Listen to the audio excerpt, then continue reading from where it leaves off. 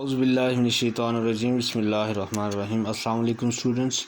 Today we are going to start chapter number 6, solutions. In this we will study the definition of solution, the components of solution, types of solutions, saturated, unsaturated, supersaturated and dilute solutions. First of all, we must know what is a solution. Solution, you can define it as the homogeneous mixture of substance that has uniform composition throughout. Homogeneous mixture. Homo means same, genius means form students. कि ऐसा solution जिसकी किसी भी solution के अंदर किसी भी substance में mixture में उसकी जो composition है उसका जो मटेरियल है थ्रू आउट वो चेंज नहीं हो रहा. अच्छा, उसके बाद कंपोनेंट्स ऑफ सॉल्यूशन आपके पास होते हैं सॉल्यूट एंड सॉल्वेंट्स. स्टूडेंट्स, जो सब्सटेंस सॉल्यूशन के अंदर ज़्यादा अमाउंट में होता है उसको आप सॉल्वेंट कहते हैं, और जो सब्सटेंस सॉल्यूशन के अंदर लेसर अमाउंट में होता है उसको आप सॉल्यूट कहते हैं. क्या लिखा है बुक ने कि in a solution the substance that is present in a lesser amount is called as solutes, where is the substance that is present in the larger amount is called as solvents. Example आपके पास है air. Air is the solution containing oxygen, carbon dioxide, nitrogen and number of trace gases. अब इसमें आपके पास oxygen जो air है students, उसकी ज़्यादा कंपोजिशन आपके पास क्या आ रही है, नाइट्रोजन आई थिंक सो 70% के करीब. तो आप क्या कहेंगे कि नाइट्रोजन जो है वहाँ पर एज अ सॉल्वेंट है, और दूसरे जो ट्रेस गैसेज आपके पास आ रहे हैं जिनकी 19, 18, 15, 14 समथिंग आ रही है, उसकी जो कंपोजिशन है उसका जो पार्ट है उसको आप कहेंगे कि ये क्या है, सॉल्यूट हैं, और नाइट्रोजन वहाँ पर क्या है आपके पास, सॉल्वेंट है. In the solution carbon dioxide and trace gases are the solvent since they are present in the lesser quantity, whereas nitrogen is the solvent since it is present in the larger amount. Consider another example. If you dissolve 10 grams of sugar in 100 grams of water, you will get sugar solution. अगर आप क्या करते हैं 10 grams of sugar dissolve करते हैं 100 grams of water में, you will get sugar solution here. अब यहाँ पर आपके पास जो शुगर है वो क्या है, सल्यूट है, और जो वाटर है वो सॉल्वेंट होगा. सिंपल सी बात है. रीज़न क्या है कि आपके पास शुगर लेसर अमाउंट में और वाटर जो है वो लार्जर अमाउंट में. उसके बाद आपके पास आ जाता है aqueous solution. Students, aqua mean water, keep this in mind. जहाँ पर भी एक्वस सॉल्यूशन की बात आ जाए वहाँ पर आपके पास सॉल्वेंट जो होगा वो वाटर होगा. A solution in which water is a solvent is called as an aqueous solution. Students, aqua mean water आपको बता दिया, और वाटर की स्टूडेंट्स ये खासियत है, उसकी ये प्रॉपर्टी है कि ऑलमोस्ट वो तकरीबन या आप ऐसे कह सकते हैं कि ज़्यादा से ज़्यादा चीज़ों को वाटर अपने अंदर डिज़ोल्व कर सकता है. इसीलिए आप वाटर को यूनिवर्सल सॉल्वेंट भी बोलते हैं. You often called water as a universal solvent. उसकी रीज़न क्या है कि वाटर बहुत ज़्यादा चीज़ों को अपने अंदर डिज़ोल्व कर सकता है बनिस्बत किसी भी दूसरे कंपाउंड की, इसलिए आप इसको यूनिवर्सल सॉल्वेंट भी कहते हैं. उसके बाद स्टूडेंट्स हमारे पास आ जाते हैं saturated, unsaturated, supersaturated and dilute solution. These are very important terms regarding your exam points of view. So be clear. इनको आपने मिक्सअप नहीं करना, डेफिनेशंस को समझना है, उसके बाद आगे चलना है. फर्स्ट है आपके पास सैचुरेटेड, अनसैचुरेटेड सॉल्यूशन. ऐसा सॉल्यूशन जिसके अंदर ज़्यादा अमाउंट ऑफ सल्यूट सॉल्वेंट के अंदर डिज़ोल्व हो सके एक ख़ास या गिवन टेम्परेचर पर, उसको अनसैचुरेटेड कहते हैं। A solution which can dissolve more of the solute at a given temperature is called as unsaturated solution. Take 100 grams of water in a beaker, add a teaspoon of sugar. आपको क्या कहते हैं कि 100 gram of water लें और उसमें 1 teaspoon sugar add करें, फिर उसको हिलाएं, द शुगर विल डिज़ोल्व। फिर आप क्या करें, repeat the process, the added sugar will be dissolve again. आपने क्या किया, एक दफ़ा 100 ग्राम ऑफ वाटर में 1 टीस्पून शुगर डिज़ोल्व की, फिर आप इसी को प्रोसेस को रिपीट कर सकते हैं, थोड़ी और शुगर भी डिज़ोल्व कर सकते हैं। This is called as unsaturated solution, कि ऐसा सोल्यूशन जो कि ज़्यादा amount of solute given temperature पर अपने अंदर डिज़ोल्व कर सकता है।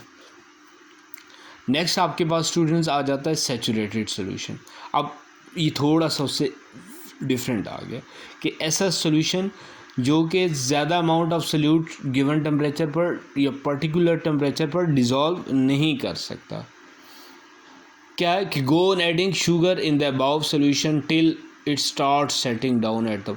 अब ऊपर आपको पहले एग्जांपल में बताया गया था कि 100 ग्राम में आप शुगर की 1 टीस्पून डिज़ोल्व करें, दूसरी करें, आगे इस तरह से होती है।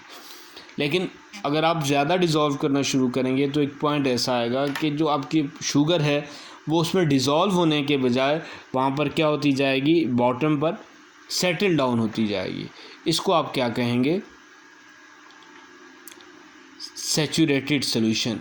A solution which can not dissolve more solute at a particular temperature is called as saturated solution. Next आपके पास आ जाता है सुपर सैचुरेटेड सोल्यूशन।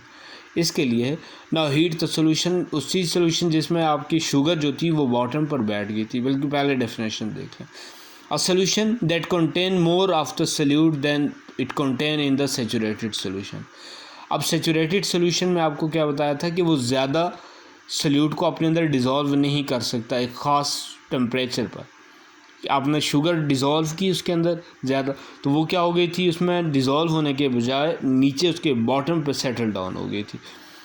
इस सूरत में आप जब क्या करते हैं, उस सोल्यूशन को हीट करते हैं, फिर उसको स्टिर करते हैं, हिलाते हैं उसको, उसमें फिर और शुगर डिज़ोल्व ऐड करना शुरू करेंगे आप, तो वो क्या होती रहेगी, उसमें डिज़ोल्व होती रहेगी।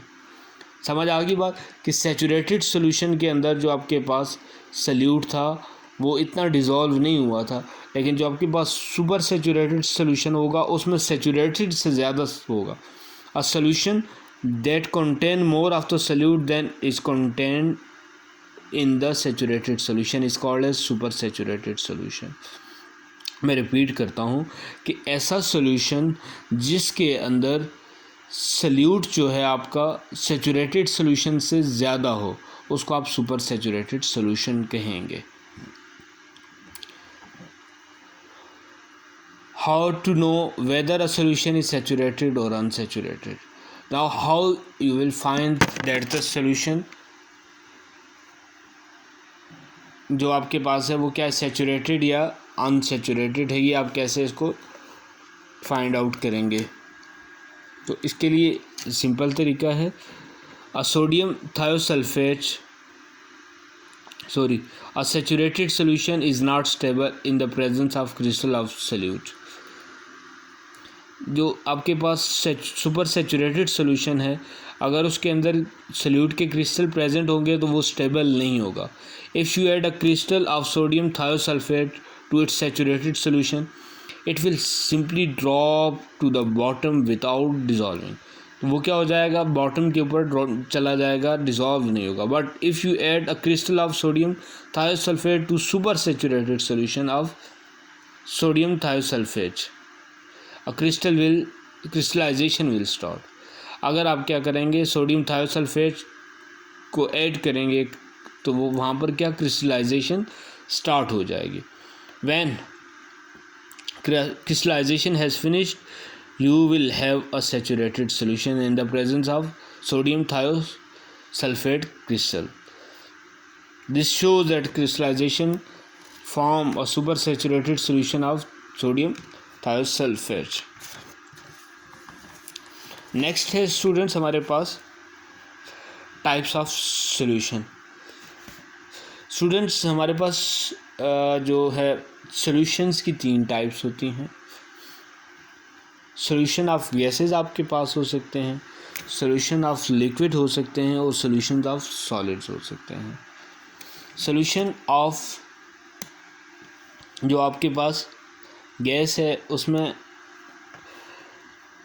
आपके पास क्या होगा, गैस का सॉल्यूशन हो सकता है, गैस लिक्विड का हो सकता है और गैस सॉलिड का हो सकता है। सेम इज़ लिक्विड का हो सकता है, लिक्विड गैस का हो सकता है और लिक्विड सॉलिड का हो सकता है। सेम इज है सॉलिड्स का हो सकता है, सॉलिड गैस का हो सकता है और सॉलिड लिक्विड्स का हो सकता है। हर एक के 3 मीन्स के आपने 3 टाइप्स ऑफ सॉल्यूशन है और इनकी फर्दर आपने कितनी 3 टाइप्स 9 टाइप टोटल्स आपके पास बन जाएंगी। इसको हम स्टार्ट लेते हैं। Types of solution. A solute and a solvent can exist in any one of the 3 state, either solid, liquid and gas. ठीक है। Solution can also exist in any one of the 3 state of the matter. Physical state of solution is same as that for the solvent. Let us examine important solution. इसको हम देखते हैं। Gaseous solution first जो आपके पास आ रहा है, solution of gases. Gaseous solutions are commonly used by the chemical industries to prepare chemical substances. For example, a gaseous mixture of nitrogen and hydrogen is used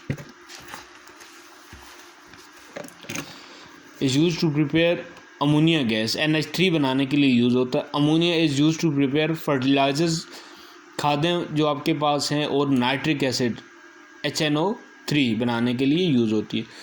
for preparing fertilizers urea is a gaseous mixture of NH3 and CO2 is use. For preparing nitric acid mixture of NH3 and oxygen gas is use. In all these gases mixture of solution of gases is used।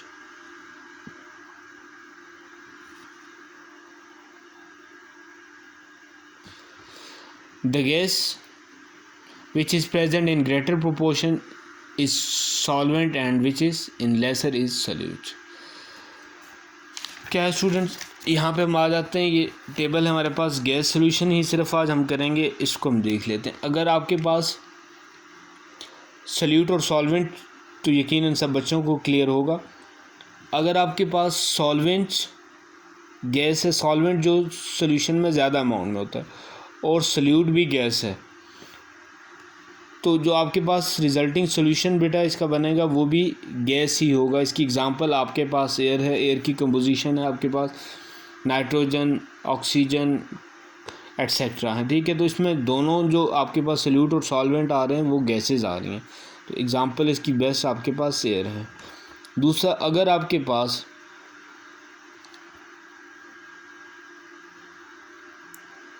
Gas solvent है और liquid जो है इसमें salute आ रहा है, तो इसका resulting solution भी आपके पास क्या होगा, गैस ही होगा। एग्ज़ाम्पल इसकी आपके पास आ रही है मॉइस्ट है, फॉग है, क्लाउड्स हैं। तीसरा, अगर आपके पास गैस सॉल्वेंट है और सॉलिड जो है आपके पास वो क्या आ रहा है, सल्यूट आ रहा है, तो रिजल्टिंग सॉल्यूशन बच्चों आपके पास ये भी क्या होगा, गैस ही होगा। इसकी बेस्ट एग्जांपल है carbon particle in air, carbon particles in air. Thank you. Next हम अगली क्लास में डिस्कस करेंगे।